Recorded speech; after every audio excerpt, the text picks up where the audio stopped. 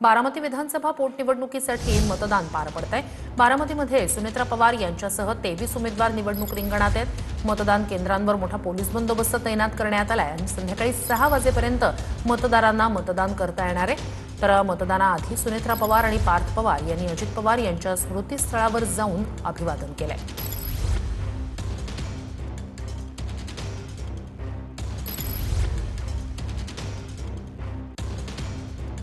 तर सुनेत्रा पवार यांनी काटेवाडीत मतदानाचा हक्क बजावला। सुप्रिया सुळे यांनी सुद्धा काटेवाडीतल्या मतदान केंद्रावर जात मतदान केलं।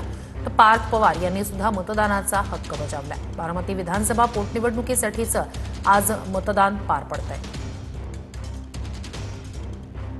सुनेत्रा पवार यांनी मतदानाचा हक्क बजावलेला आहे आणि बारामतीकर अजित पवार यांनी जो विकास केलेला आहे त्या विकासाला डोळ्यासमोर ठेवून मतदान करतील असा विश्वास त्यांनी व्यक्त केला।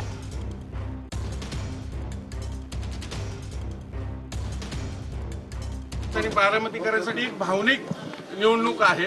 सगळ्याच बाजूने अत्यंत भावनिक निवडणूक आहे।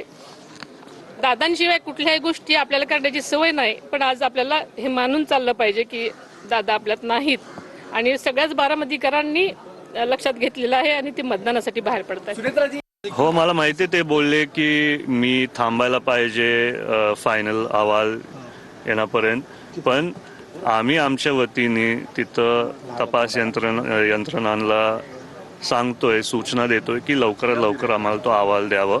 CIDची टीम पण चांगलं काम करते आणि आमचा संपर्क आहे। तर तुम्हाला माहिती आहे मुख्यमंत्री साहेब पण कालच्या सभेत बोललेत की ते पण ह्याच्यात लक्ष घालतील। वहिनींनी पण CBIची तशी इन्क्वायरी व्हायला पाहिजे त्याचं पण पत्र मुख्यमंत्री साहेबांना दिलंय।